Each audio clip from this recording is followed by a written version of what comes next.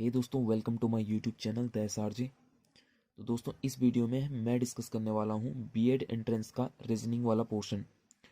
तो क्योंकि दोस्तों हम इस रीजनिंग को डिटेल में डिस्कस करने वाले हैं तो वीडियो थोड़ा लंबी हो सकती है, तो आपसे रिक्वेस्ट है कि वीडियो के साथ लास्ट तक बने रहें। तो चलिए पहला क्वेश्चन शुरू करते हैं रीजनिंग का। पहला क्वेश्चन है हमारे पास, जहाँ पे क्वेश्चन मार्क दिया हुआ है यहाँ पे हमें सही आंसर लिखना है। तो देखिए 6 क्वेश्चन मार्क 15 27 51 99।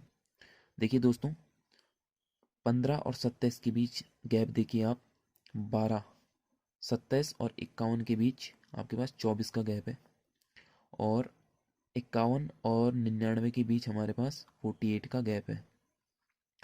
तो आप देख सकते हैं इनमें एक कॉमन चीज़ है कि ये देखिए 12, 12 का डबल 24, 24, 24 का डबल 48। तो इससे पहले जो नंबर आएगा यानी कि 12 जो होता है उस नंबर का डबल है, तो यानी कि 6 जो यहाँ पे गैप रहेगा इस नंबर और इस नंबर के बीच 6 का गैप। तो 6 भी किसी का डबल होगा, वो है 3, 3 का डबल। ठीक है दोस्तों, तो इसका आंसर देखिए 6 + 3 9, इसका आंसर 9 रहेगा। 9 + 6 15, 15 + 12 27, 27 + 24 51, 51 + 48 99। तो करेक्ट आंसर इज 9।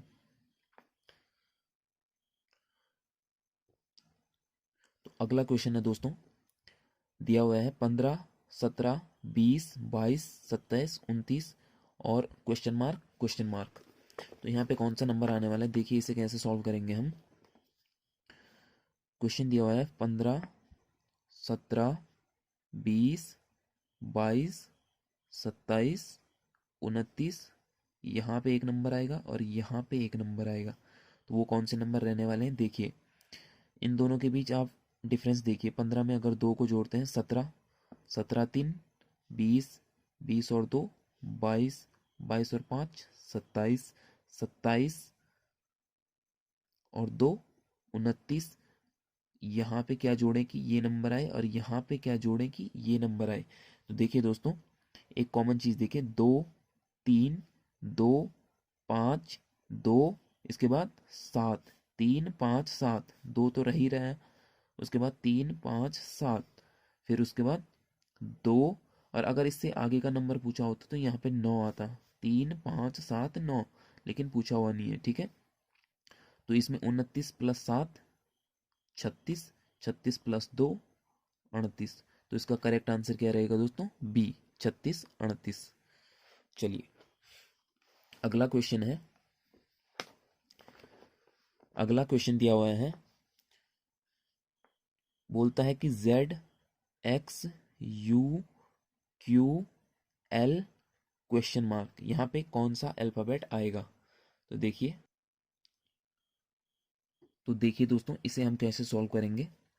सबसे पहले हम अल्फाबेट्स लिख लेते हैं, और अब देखिए हमारे पास दिया हुआ है Z X U Q और L, और इसके बाद क्या कौन सा अल्फ़ाबेट आएगा ये पूछा हुआ है।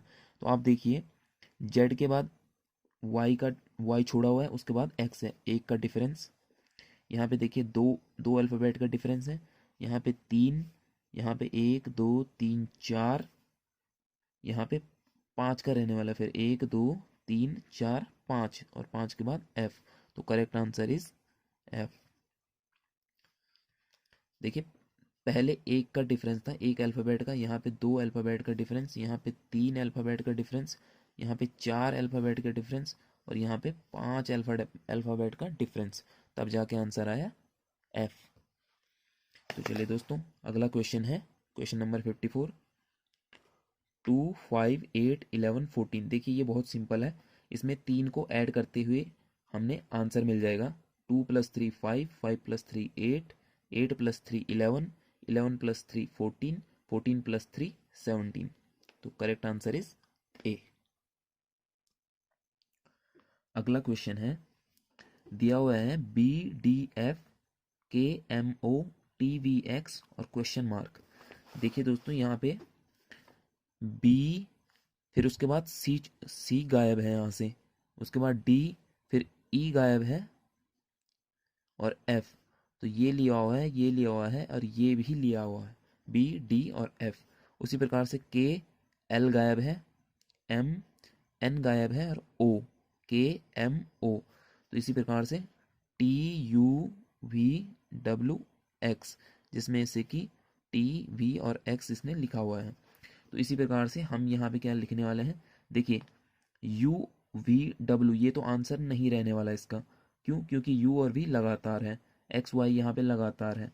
तो आंसर या तो ए रहेगा या डी रहेगा। क्यों?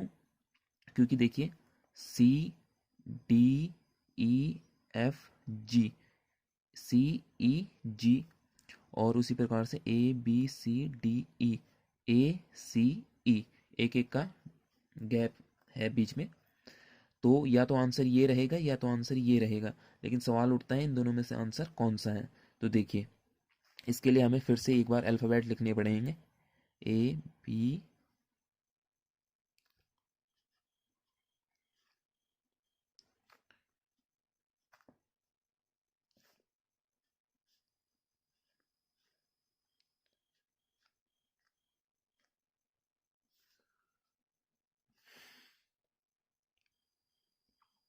तो देखिए यहाँ पे पहला अल्फ़ाबेट है बी, यहाँ पे पहला अल्फ़ाबेट है के, यहाँ पे पहला अल्फ़ाबेट है टी। तो अगला अल्फ़ाबेट क्या रहेगा, सी या ए, ये हमें मालूम करना है। देखिए बी और के बीच डिफरेंस देखिए, 1 2 3 4 5 6 7 8, 8 अल्फ़ाबेट का डिफरेंस है। के और टी के बीच 1 2 3 4 5 6 7 8 अल्फ़ाबेट का डिफरेंस है। उसी प्रकार से जो टी और जो अगला होगा उनके बीच 8 अल्फ़ाबेट का डिफरेंस होना चाहिए। देखिए 1 2 3 4 5 6 7 8, तो अगला क्या रहेगा, सी। तो इसलिए हमारे पास करेक्ट आंसर कौन सा रहेगा, सी ई जी, न कि ए सी ई। तो करेक्ट आंसर है सी ई जी। तो चलिए आगे बढ़ते हैं अगले क्वेश्चन पे। दोस्तों ये क्वेश्चन बोलता है कि जिस प्रकार से उड़ीसा का संबंध आंध्र प्रदेश से है, उसी प्रकार महाराष्ट्र का संबंध इनमें से किस राज्य के साथ है। तो देखिए उड़ीसा और आंध्र प्रदेश पड़ोसी राज्य हैं, इन दोनों की सीमा आपस में लगती है। तो उसी प्रकार से महाराष्ट्र का पड़ोसी राज्य कौन सा है, गुजरात। उत्तर प्रदेश है नहीं, बिहार है नहीं, उत्तराखंड है नहीं। तो महाराष्ट्र का पड़ोसी राज्य है गुजरात, इन दोनों की सीमाएं भी आपस में मिलती हैं। तो इसका करेक्ट आंसर होगा डी, गुजरात। इसे देखिए G I K H J L M O Q question mark. देखिए ये भी सिंपल है। इसे कैसे किया हुआ है, देखिए जी, उसके बाद एच नहीं है, देखिए देखिए जी एच यहाँ दिया हुआ है, बीच में हम ऐसे कर लेते हैं, जी H I J K L, ठीक है, जी H I J K L, ठीक है, समझ रहे हैं आप। उसके बाद एम ओ क्यू को हम कैसे लिखेंगे, देखिए जी एच एम एन आई जे ओ पी के एल क्यू आर, ठीक है, समझे आप। जैसे देखिए जी H I J K L, उसी प्रकार से M N O P Q R. तो करेक्ट आंसर होगा डी। तो चलिए अब अगला क्वेश्चन है, ये कहता है कि जिस प्रकार से सैनिक का संबंध रेजिमेंट से है, तो खिलाड़ी का संबंध किससे है। तो इसका करेक्ट आंसर होगा बी, टीम के साथ, ठीक है।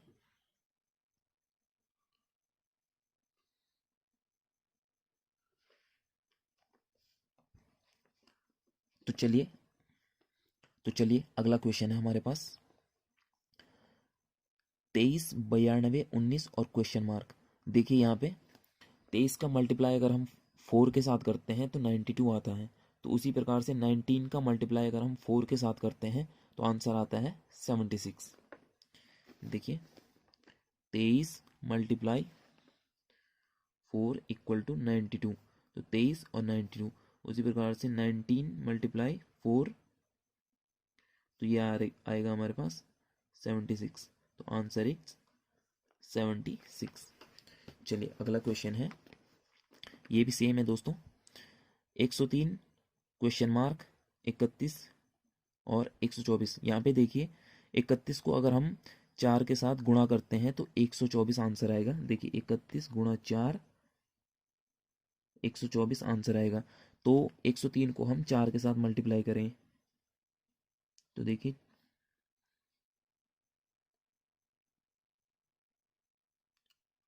करेक्ट आंसर है 412। ठीक है, 103 गुणा 4 412, तो इसका करेक्ट आंसर होगा डी। चलिए अगले क्वेश्चन पे आते हैं। अगला क्वेश्चन दिया हुआ है ABZYCDXW। देखिए दोस्तों इसे हम कैसे सॉल्व करेंगे।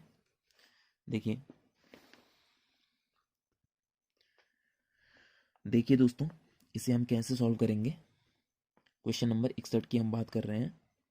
तो देखिए ए यहाँ पे दिया हुआ है ABZYCDXW। ठीक है, तो यहाँ पे हमारे पास क्या आएगा, EFVU हमारे पास दिया हुआ है। तो यहाँ पे हमें पता करना है कि क्या आएगा क्वेश्चन मार्क की जगह पे। देखिए ABCD दिया हुआ है, तो EFGH। उसके बाद आप देखिए यहाँ पे दिया हुआ है WXYZ। ये देखिए आप WXYZ किस तरीके से लिखा हुआ था उसी तरीके से हम यहाँ भी लिखेंगे। तो यहाँ क्या आएगा STUV, WXYZ STUV। समझ रहे हैं आप। तो इस प्रकार के क्वेश्चंस को इसी प्रकार से हमें करना होता है। तो करेक्ट आंसर इज GHTS। ठीक है, तो डी हमारे पास करेक्ट आंसर होगा। चलिए अगला क्वेश्चन है, ये क्वेश्चन बहुत सिंपल है। देखिए 4 24 17 क्वेश्चन मार्क। तो यहाँ पे जो है सीधा सीधा 20 को जोड़ दिया गया है। तो 4 + 20 = 24, तो 17 + 20 = 37। तो करेक्ट आंसर रहेगा हमारे पास 37। अगला क्वेश्चन देखिए दोस्तों, जिस प्रकार से घड़ी का संबंध समय के साथ है उसी प्रकार से थर्मामीटर का संबंध किससे होगा। देखिए घड़ी क्या बताती है, समय बताती है, उसी प्रकार से थर्मामीटर क्या बताता है, टेम्परेचर बताता है। तो करेक्ट आंसर होगा डी, तापमान। ठीक है, चलिए अगले क्वेश्चन पे आते हैं। अगला क्वेश्चन हमारे पास देखिए 6 35 7 और क्वेश्चन मार्क। देखिए इसे कैसे सॉल्व करेंगे।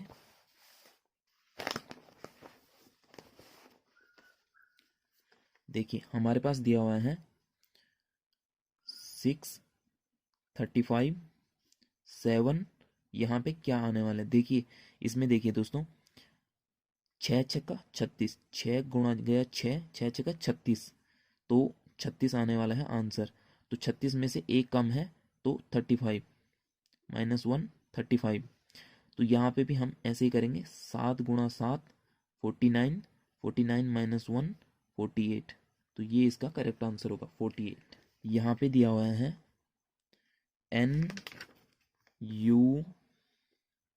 NUMBER। इसे किस प्रकार से लिखा हुआ है, UNBMRE।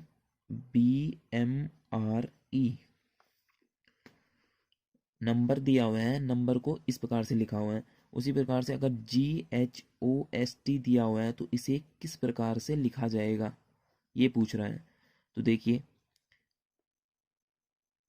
इसको फॉलो कीजिए आप। तो G की जगह पे आ जाएगा H, H की जगह पे आ जाएगा G। जिस प्रकार से N की जगह पे U है, U की जगह पे N है। ठीक है, उसके बाद ये देखिए O की जगह पे आ जाएगा S, S की जगह पे आ जाएगा O, और T ऐसे ही लिख देंगे।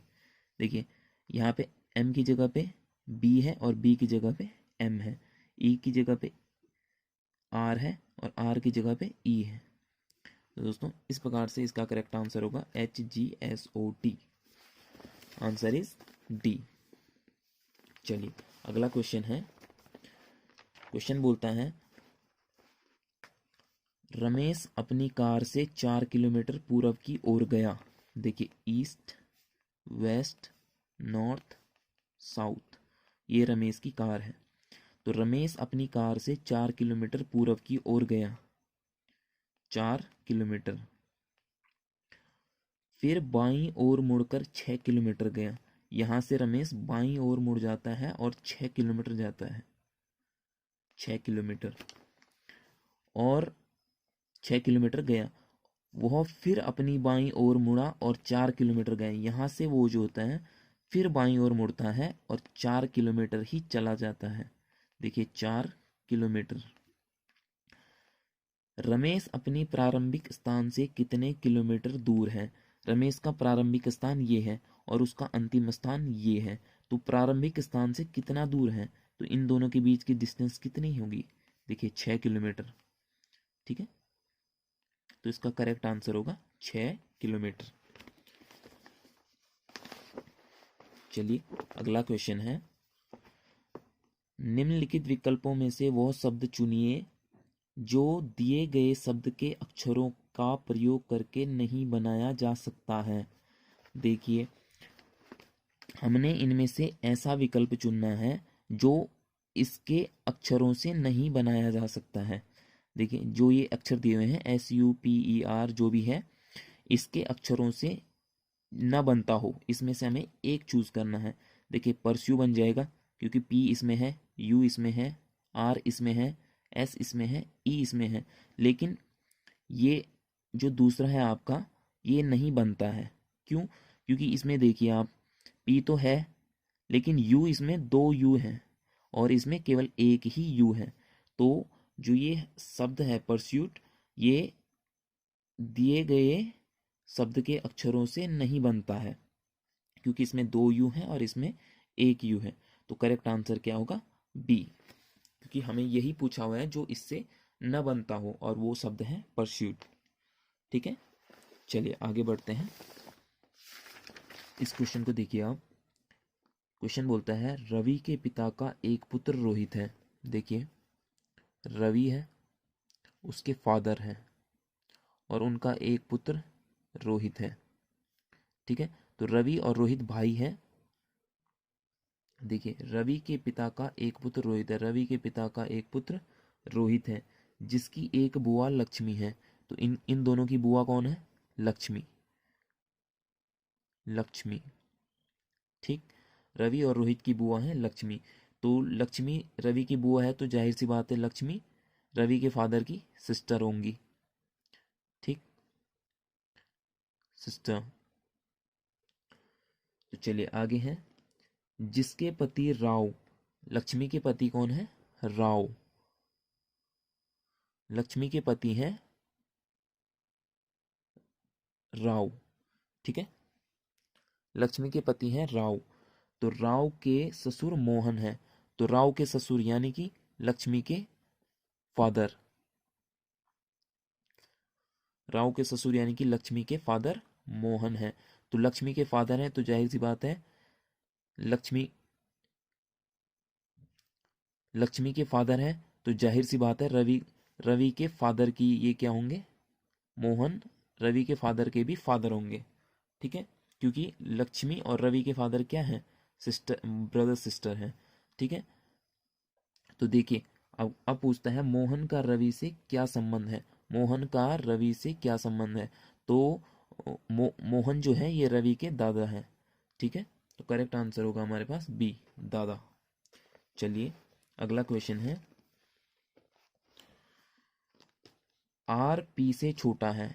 देखिए P R, R P से छोटा है, P Q से बड़ा है, P Q से बड़ा है, S T से बड़ा है। अब ये बोल रहा है S T से बड़ा है, S T से बड़ा है परंतु Q से छोटा है। देखिए Q से छोटा है। सबसे बड़ा कौन है? तो करेक्ट आंसर क्या होगा? सबसे बड़ा P। सिंपल सा था। चलिए अगला क्वेश्चन है,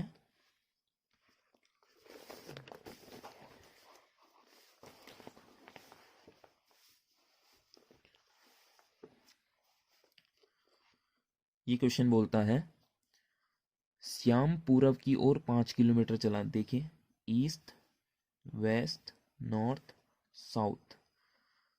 तो कहता है कि श्याम पूरब की ओर 5 किलोमीटर चला। ये 5 किलोमीटर चलता है श्याम, ठीक है।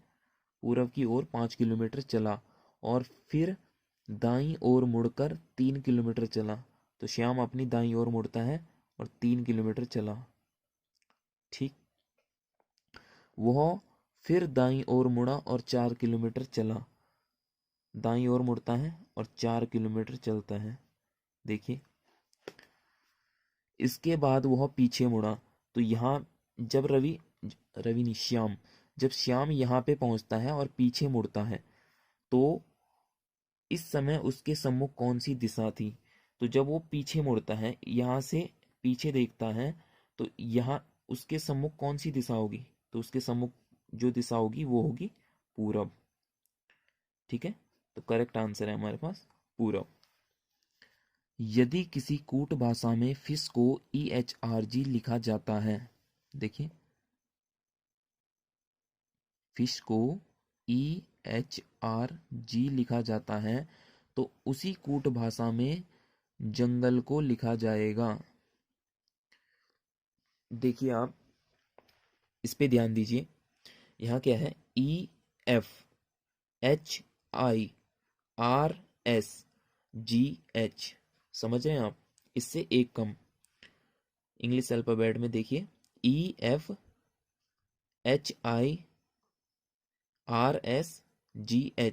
तो इसी प्रकार से हम लिखेंगे IJTUMNFGKL और DE, ठीक है। ये इसका करेक्ट आंसर होगा। रवि एवं उसके बेटे की औसत आयु 16 वर्ष है। उनकी आयु का अनुपात क्रमशः 15:1 है। उसके बेटे की आयु क्या होगी। तो हमें रवि के बेटे की आयु यहाँ ज्ञात करनी है। तो चलिए देखते हैं इसे कैसे करेंगे। रवि की आयु और उसके बेटे की आयु, माना रवि की आयु R है और उसके बेटे की आयु B है, तो इसका औसत हमारे पास दिया हुआ है 16 वर्ष। तो इसको हम इस प्रकार से भी लिख सकते हैं R+B=32, ठीक है। फिर दूसरा बोलता है कि रवि और उसके बेटे की आयु का अनुपात 15:1 है, ठीक है। तो इसको हम इस प्रकार से लिख सकते हैं R=15B। वज्रग्रहण किया हमने यहाँ पे, तो R=15B। R की वैल्यू यहाँ पुट कर देंगे। देखिए 15B + B = 32, तो 16B = 32, B = 32/16 = 2। तो B क्या थी, रवि के बेटे की आयु थी, तो B = हमारे पास क्या आ रहा है 2। तो उसके बेटे की आयु क्या होगी 2 वर्ष। चलिए आगे बढ़ते हैं। अगला क्वेश्चन है A एवं B पंजाबी, सिंधी एवं गुजराती जानते हैं। देखिए इसे कैसे करेंगे। देखिए वेन डायग्राम की मदद से हम इसको सॉल्व कर सकते हैं। कहता है कि A B दो व्यक्ति हैं, ये पंजाबी, सिंधी एवं गुजराती जानते हैं। देखिए पंजाबी, सिंधी और गुजराती जानते हैं। B एवं C, देखिए B एवं C पंजाबी, गुजराती एवं बंगाली जानते हैं। पंजाबी, गुजराती एवं बंगाली जानते हैं, ठीक है। उसके बाद A एवं E तमिल, सिंधी एवं गुजराती जानते हैं। तमिल, सिंधी एवं गुजराती जानते हैं। देखिए E जो है तमिल, सिंधी, गुजराती जानता है। A पंजाबी, तमिल, सिंधी और गुजराती जानता है। B पंजाबी, सिंधी, बंगाली और गुजराती जानता है, ठीक है। तो कौन पंजाबी, तमिल, सिंधी एवं गुजराती जानते हैं, 4 भाषाएं कौन जानता है। तो ए देखिए, ए की और अगर हम ध्यान दें तो पंजाबी, सिंधी, तमिल और गुजराती कौन जानता है, ए। तो इसका सही आंसर होगा ए, यानी कि ऑप्शन सी। चलिए अगला क्वेश्चन है, 55 विद्यार्थियों की कक्षा में राम का स्थान ऊपर से 36वां है। देखिए 55 विद्यार्थियों की एक क्लास है, ये देखिए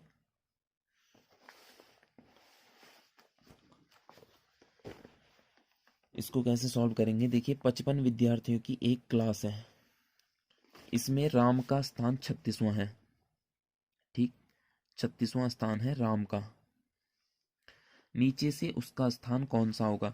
देखिए अगर हम 36 में 19 जोड़ते हैं तो 55 हमारे पास आंसर आता है। 36 + 19 = 55 हम जानते हैं। तो देखिए 36 के बाद जो होता है 55 तक 19 विद्यार्थी हैं, तो नीचे से राम का स्थान कौन सा होगा, जाहिर सी बात है 20वां स्थान होगा। 19 बच्चे तो ये रहे और 20वें नंबर पे है राम, यानी कि 36वां, ठीक है। तो नीचे से 20वां नंबर होगा राम का। चलिए अगला क्वेश्चन है,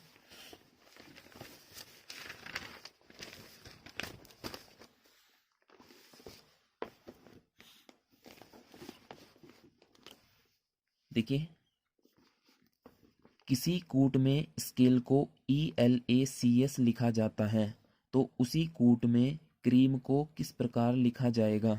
देखिए स्केल को ELACS लिखा जाता है। देखिए इसमें कुछ नहीं है, S और E की जगह जो थी आपस में चेंज की हुई है। S की जगह पे E लिखा हुआ है, E की जगह पे S लिखा हुआ है। देखिए S और E को यहाँ चेंज किया हुआ है। उसी प्रकार से L, C और L की जगह को चेंज किया हुआ है, ये देखिए, और ए को ठीक इसी प्रकार से लिखा हुआ है। तो इसी प्रकार से क्रीम को हम लिख सकते हैं। क्रीम को हम क्या लिखेंगे, देखिए तो सी और एम को हम आपस में चेंज कर देंगे। एम को इधर लाएंगे, सी को इधर लाएंगे। उसी प्रकार से ए और आर को भी आपस में चेंज करेंगे, ए आर और ई को ठीक इसी प्रकार से लिख देंगे। तो ये इसका करेक्ट आंसर होगा, MAERC, MAERC। Option D is correct. अगला क्वेश्चन है, 2/3, 3/4, 7/10, 5/12 को अवरोही क्रम में लिखिए। अवरोही क्रम क्या होता है, घटते हुए क्रम में हमें इन्हें लिखना है। अवरोही क्रम यानी कि घटता हुआ क्रम। देखिए 2/3 को हम 0.66 लिख सकते हैं। इसी प्रकार से 3/4 को हम 0.75, 7/10 को 0.70 और 5/12 को 0.41 हम लिख सकते हैं। तो देखिए अवरोही क्रम में अब हम इन नंबर्स को लिखेंगे। अवरोही क्रम यानी कि घटते हुए क्रम में, घटते हुए क्रम में हम इन्हें लिखेंगे। तो सबसे बड़ा कौन सा है, 0.75 यानी कि 3/4, 3/4। उसके बाद सबसे बड़ा नंबर कौन सा है, 0.70 यानी कि 7/10, ठीक है। उसके बाद सबसे बड़ा नंबर 0.66 यानी कि 2/3 और उसके बाद 5/12। तो सही आंसर कौन सा होगा, ए, 3/4, 7/10, 2/3 और 5/12। P और Q एक दूसरे के भाई हैं। देखिए P और Q एक दूसरे के भाई हैं, इन्हें हम लिख सकते हैं ब्रदर्स। R और S एक दूसरे की बहनें हैं, ठीक। R एंड S ये क्या हैं, सिस्टर्स हैं। यदि P का पुत्र S का भाई हो, P का एक पुत्र है जिसे हमने सपोज कर लिया कि A, P का एक पुत्र है A जो कि S का भाई है, S का भाई है, यानी कि R, S और A भाई बहन हैं, आपस में भाई बहन हैं, ठीक है। तो इस प्रकार से R, S, A तीनों के हैं, P के बच्चे हैं, ठीक है। तो कहता है तो R का Q कौन है, यानी कि ये Q जो है इस R का क्या लगता है, ये पूछा गया है। तो Q R का चाचा लगेगा, क्योंकि R का पिता है P और P का भाई है Q। तो Q और R में क्या संबंध होगा, चाचा। इसका सही आंसर होगा सी। अगला क्वेश्चन है, 5 विद्यार्थी एक पंक्ति में बैठे हैं। 5 विद्यार्थी एक पंक्ति में बैठे हैं। देखिए इसे कैसे करेंगे, 5 विद्यार्थी एक पंक्ति में बैठे हैं, TZ के दाहिनी ओर और MZ के बाईं ओर है। देखिए बाईं ओर को हम इस प्रकार से लिख दे, बाईं और दाईं ओर, ठीक है। अब देखिए टी जेड के दाहिनी ओर है, जेड लिया हमने, और टी जेड के दाईं ओर है, ठीक। एम जेड के बाईं ओर है, एम जेड के बाईं ओर है, परंतु एल के दाहिनी ओर है। यही एम जो है एल के दाहिनी ओर है। अब है टी क्यू के बाईं ओर है, जो ये टी है ये क्यू के बाईं ओर है, क्यू की बाईं तरफ ये रहा, तो टी। अब है बाईं ओर से प्रथम स्थान पर कौन बैठा है, तो बाईं ओर से हम देखेंगे प्रथम स्थान पे एल हमें दिख रहा है, तो इसका करेक्ट आंसर होगा डी। बाईं ओर से प्रथम स्थान पर एल है। राम अपने घर से 25 किलोमीटर दक्षिण की ओर जाता है। देखिए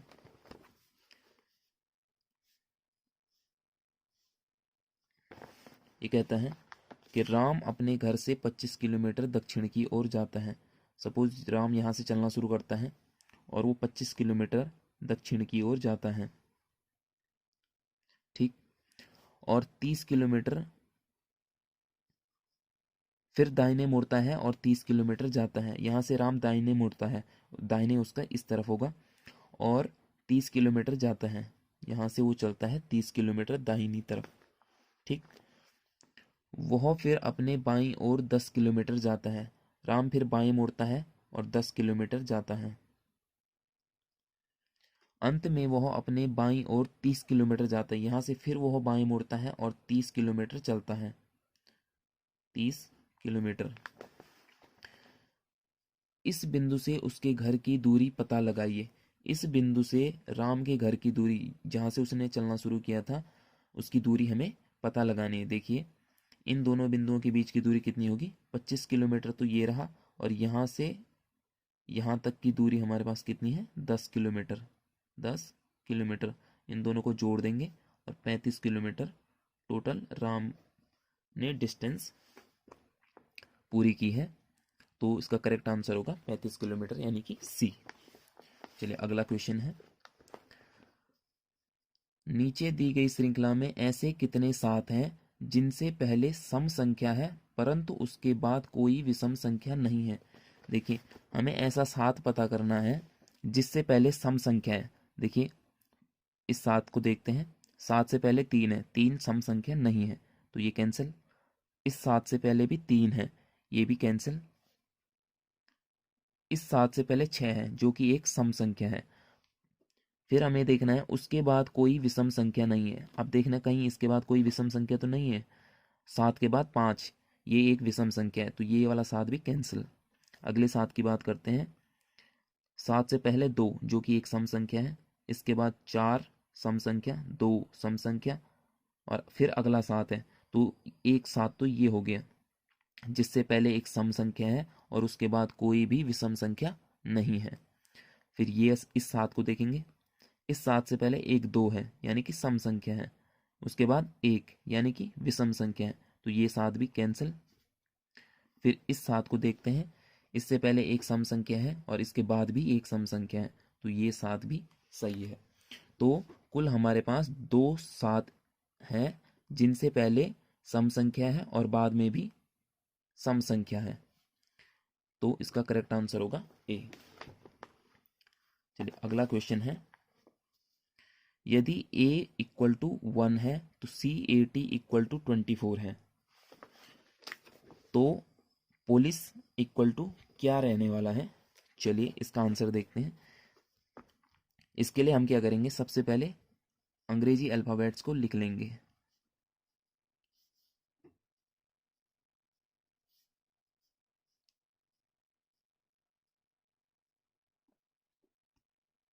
तो चलिए देखते हैं, यदि a इक्वल टू 1 है, a इक्वल टू 1 है, CAT इक्वल टू 24 है, यानी कि C इक्वल टू 3, टी की भी बात करेंगे हम, तो टी ये रहा, तो 1 2 3 4 5 6 7 8 9 10 11 12 13 14 15 16 17 18 19 20, तो टी इक्वल टू 20 है।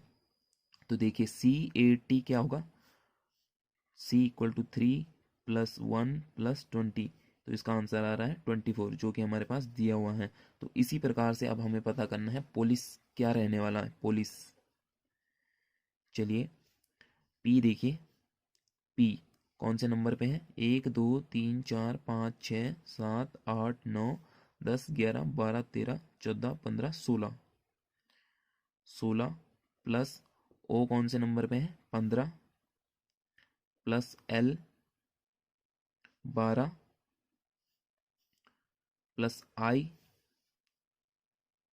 11 10 9, आई 9वें नंबर पे है, प्लस सी तीसरे नंबर पे है, प्लस ई ये चौथे नंबर पे है, 5वें नंबर पे, सॉरी, 1 2 3 4 5। चलिए अब हम इसको जोड़ देंगे।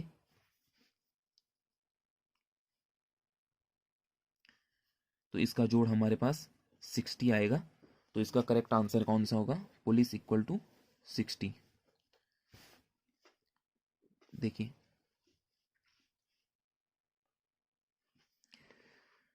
एक बेईमान दुकानदार 1 किलोग्राम के वाट के लिए 800 ग्राम के बाट का प्रयोग करता है। देखिए दुकानदार क्या करता है, 1 किलोग्राम यानी कि 1000 ग्राम के बाट के लिए 800 ग्राम के बाट का प्रयोग करता है, यानी कि उसे 200 ग्राम का प्रॉफिट हो रहा है। ठीक है, 200 ग्राम का फायदा दुकानदार को हो रहा है। एवं कहता है कि वह अपनी वस्तुओं को लागत मूल्य पर विक्रय कर रहा है, जितने की वो वस्तु ले रहा है उसी दाम पे वो ग्राहक को वो वस्तु बेच रहा है। कहने का मतलब ये है। तो उसका लाभ क्या होगा, इसका हमें लाभ निकालना है, कितना प्रतिशत उसे लाभ हो रहा है। तो सपोज दुकानदार क्या करता है, 100 दुकानदार क्या करता है 100 रुपए की 1 किलो चीनी लेता है कहीं बाहर से। ठीक है, 100 रुपए की लेता है 1 किलो चीनी। ठीक है, 1 kg चीनी, यानी कि 1000 ग्राम चीनी लेता है वो 100 रुपए की, और बेचता है कितने की, 100 रुपए की ही बेचता है, क्योंकि उसने बोला हुआ है लागत मूल्य पर ही बेच रहा है। तो 100 रुपए की ही वो चीनी बेचता है, लेकिन बेचता कितनी है, 800 ग्राम दे रहा है, क्योंकि वो 1000 ग्राम की जगह 800 ग्राम की बाट का प्रयोग कर रहा है, यानी कि उसे 200 ग्राम चीनी का फायदा होता है। 200 ग्राम चीनी का फायदा होता है। तो 200 ग्राम 1000 का कितना प्रतिशत है, 20% होता है। ठीक है, तो दुकानदार को कितने प्रतिशत का लाभ हो रहा है, 20% का लाभ हो रहा है। चलिए आगे बढ़ते हैं।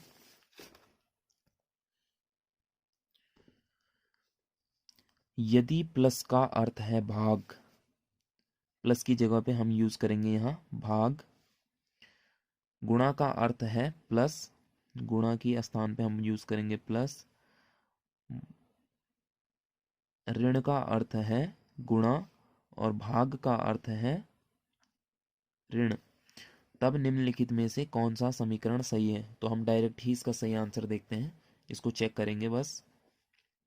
36 माइनस, माइनस के स्थान पे हम क्या यूज करेंगे, क्रॉस 6, प्लस, प्लस के लिए हम यूज कर रहे हैं भाग 3, क्रॉस, क्रॉस के स्थान पे हम यूज कर रहे हैं प्लस, तो यहाँ पे आएगा +5, और भाग, भाग की जगह पे हम यूज कर रहे हैं -3 इक्वल टू 74 आना चाहिए इसको वो करके। तो देखिए इसको सॉल्व करके आंसर आएगा आपका 74। चलिए अगला है, यदि 5 6 7 + 3 4 5 इक्वल टू 30 हो तो ये क्या होगा। चलिए इसको देखते हैं। 5 6 7 + 3 4 5 इक्वल टू 30। देखिए यहाँ पे इन तीनों नंबर्स को जोड़ा हुआ है, 6 5 11 7 18 प्लस 4 3 7 5 12। तो इसका जोड़ हमारे पास क्या है, 30। तो इसी प्रकार से इसका आंसर क्या होगा, तो देखेंगे। देखिए इनको जोड़ दीजिए आप, 15 + 21, तो इसका जोड़ आएगा 36। 15 + 21 इक्वल टू 36, तो सही आंसर होगा इसका सी। चलिए अगला है, इसमें सीरीज हमारे पास दी हुई है 7, 39, 71, 103, 135 और उसके बाद आने वाला नंबर हमें मालूम करना है। तो देखिए आप इसके बीच में देखिए 7, 39, 71, 103, 135 और यहाँ पे नंबर पता करना है। तो आप देखिए इसके बीच में 32 का गैप है, फिर 32 का गैप है, फिर से 32 का गैप है, फिर यहाँ 32 का गैप है, यहाँ भी 32 का गैप होगा। तो 135 में हम 32 को जोड़ देंगे तो इसका आंसर होगा 167। Correct answer is 167। अगला क्वेश्चन है 0, 7, 26, 63, 124, 215 और इसके बाद आने वाला नंबर हमें पता करना है। तो देखिए इसको कैसे करेंगे।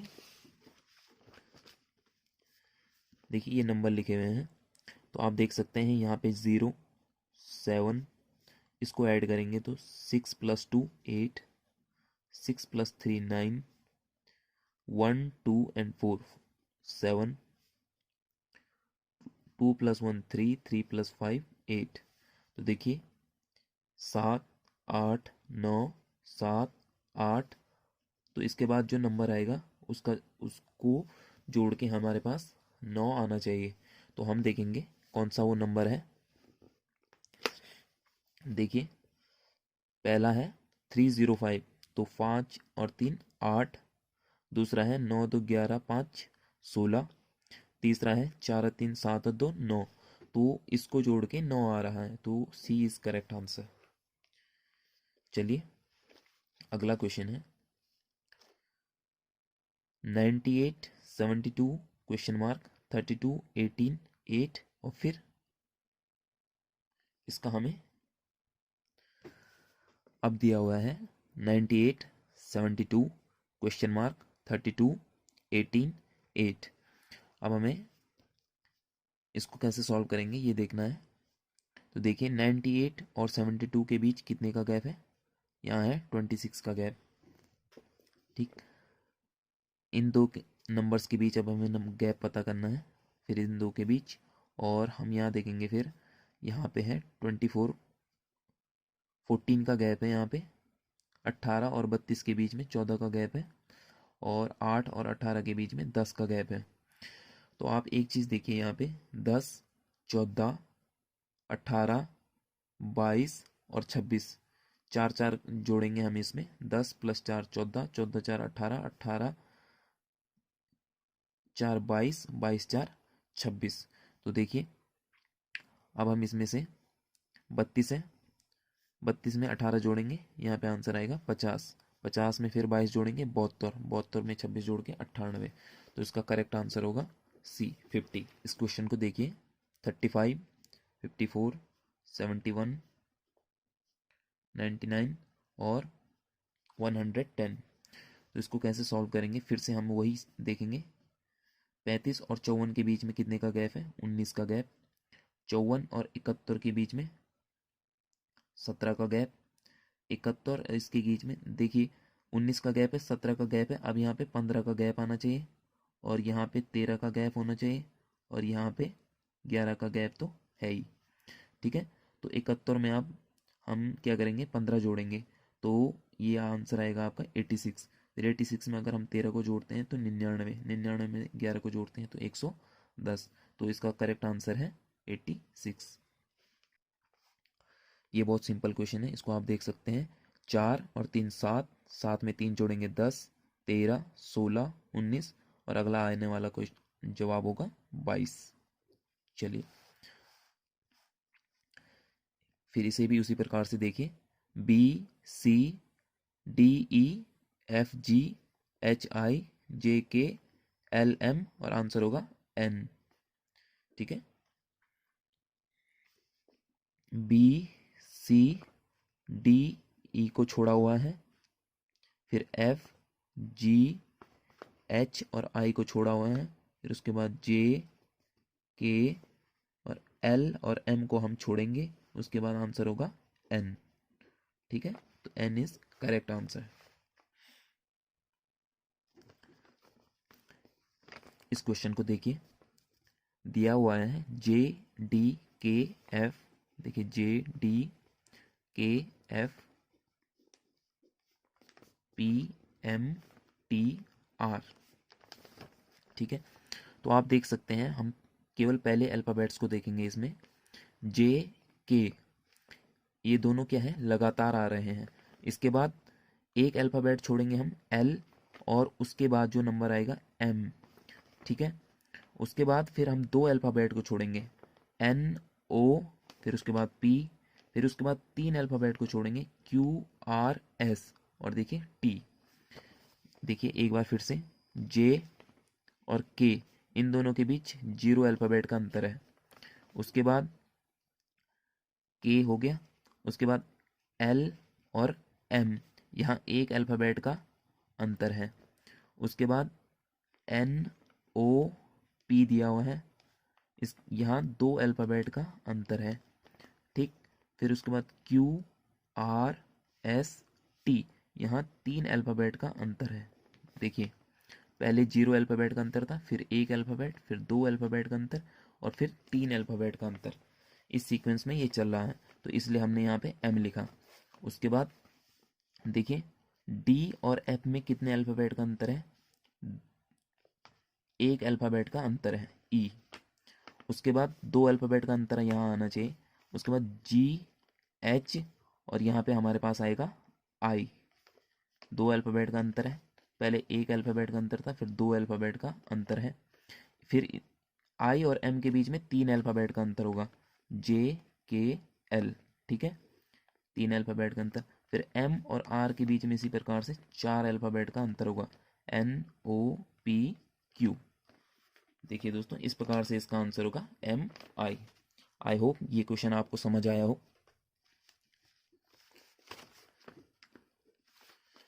इसका आंसर है A। चलिए अगले क्वेश्चन पे आते हैं। अगला क्वेश्चन है,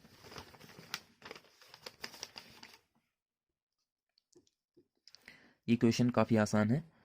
देखिए LMNO, यहाँ पे आएगा P, QRSTU, VWXYZ, तो इसका आंसर होगा PUZ।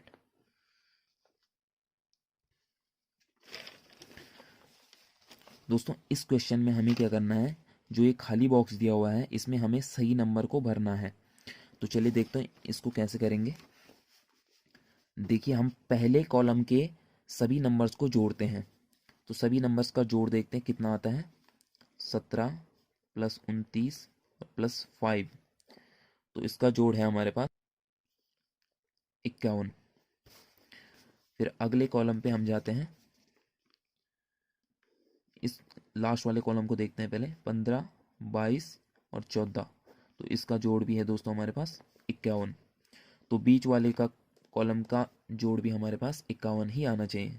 तो 13 हमारे पास दिया हुआ है, 3 हमारे पास दिया हुआ है, 13 3 16, तो कितना जोड़े कि 51 आए, तो इसका आंसर होगा 35।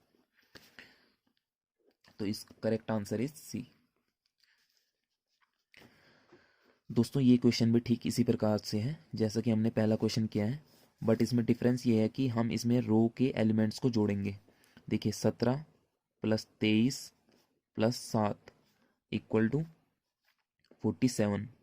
फिर उसके बाद दूसरी रो के एलिमेंट्स को अगर हम जोड़ते हैं तो ये है 7 + 24 + 16, तो = ये भी है 47। 24 6 30 10 40 और 7 47, तो इसको जोड़ के भी हमारे पास 47 आना चाहिए। तो यहाँ पे देखिए 39 और 1 40, तो इसका करेक्ट आंसर होगा 7 47। अगला क्वेश्चन देखते हैं दोस्तों।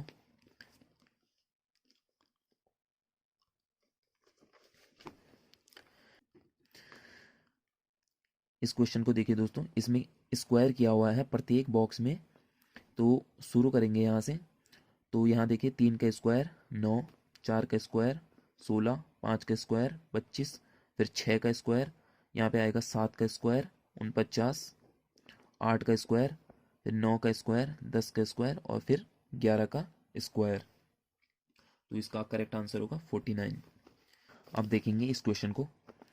तो इसमें देखिए 9 + 7 + 12 + 17, इन सारे एलिमेंट्स को हम जोड़ देंगे तो इसका आ रहा है 45। इसी प्रकार से 10 + 8 + 11 + 15, तो इसका आंसर है 44। फिर 11 + 9 + 10 + 13, इनको देखिए, इनको जोड़ा हमने, पहले इसके एलिमेंट्स को जोड़ा 45, यहाँ जोड़ा 44, इसको जोड़ेंगे तो ये 43 आ रहा है। तो यहाँ पे हमारे पास जो होगा वो 42 आना चाहिए। 44, 40, 45, 44, 43 एंड 42। तो 12 + 10 + 11, तो यहाँ पे करेक्ट आंसर हमारे पास क्या आएगा? 9। 12 10 22, 23 10 33 और 9 जोड़ेंगे तो 42। तो 42 इज करेक्ट आंसर। इस क्वेश्चन में देखिए 11 का स्क्वायर 121, 13 का स्क्वायर 169, 15 का स्क्वायर 225, 17 का स्क्वायर 290, फिर 12 का स्क्वायर 144, फिर 14 का स्क्वायर यहाँ पे आएगा 196, 14 का स्क्वायर 196, फिर 16 का स्क्वायर 256, 18 का स्क्वायर 324। तो ये भी सिंपल था। चलिए अब आते हैं अगले क्वेश्चन पे। अपनी कक्षा में शीला प्रारंभ से 15वें स्थान पर है। देखिए स्टार्टिंग से अपनी कक्षा में शीला 15वें स्थान पर है, 15वें स्थान पर है तथा अंत से वह 13वें स्थान पर है। तो यहाँ लास्ट से वो जो है 13वें स्थान पर है, यहाँ का स्थान है 13वां। तो यानी कि इस दौरान यहाँ पे 12 विद्यार्थी शामिल हैं। तो उसकी कक्षा में कुल कितने छात्र हैं? तो 15वें स्थान पे तो वो ऊपर से थी, तो इसके बाद 12 विद्यार्थी और हैं, तो 15 + 12 = 27। 27 इज करेक्ट आंसर।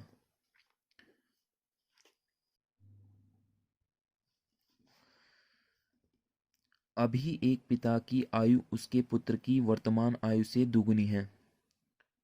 5 वर्ष पश्चात उनकी आयु का योग 85 वर्ष होगा। अभी उनकी आयु क्या है?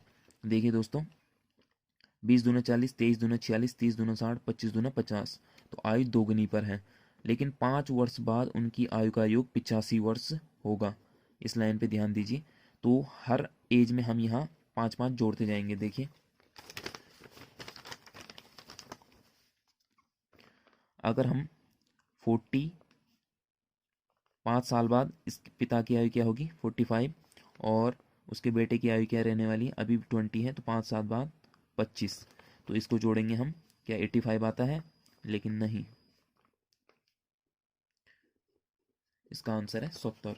तो अब हम देखेंगे कि 80 किसका आंसर आ रहा है, 85 किसका आंसर इसमें आ रहा है। तो डी को देखिए दोस्तों, डी, पिता की आयु है 50 वर्ष और बेटे की आयु है 25 वर्ष। 5 साल बाद पिता की आयु होगी 55 वर्ष और बेटे की आयु होगी 30 वर्ष। तो इन दोनों को हम ऐड कर लेंगे तो इसका आंसर आ रहा है 85। यही हमारे पास बोल रहा है 5 वर्ष बाद उनकी आयु का योग 85 वर्ष होगा। अभी उनकी आयु क्या है? तो अभी पिता की आयु है 50 वर्ष और बेटे की आयु है 25 वर्ष। अब है लास्ट क्वेश्चन। अंग्रेजी के शब्दकोश में निम्नांकित शब्दों में से कौन सा शब्द सबसे पहले आएगा? तो देखिए बी बी बी बी, यहाँ सब सेम है। डी ई आर ई, इन अल्फ़ाबेट्स में सबसे पहले डी आता है। तो अंग्रेजी के अल्फ़ाबेट्स में डी इनमें सबसे पहले आता है, तो डी। उसके बाद हमें देखने की ज़रूरत नहीं है क्योंकि बी और डी, तो ये वाला सबसे पहले आएगा अंग्रेजी के शब्दकोश में, क्योंकि अंग्रेजी अल्फ़ाबेट में डी सबसे पहले आता है बजाय ई, आर और ई के। ठीक है, तो ये ए इसका सही आंसर होगा। तो दोस्तों वीडियो आपको अच्छी लगी हो तो लाइक करें और चैनल को सब्सक्राइब ज़रूर करें यार। Thank you.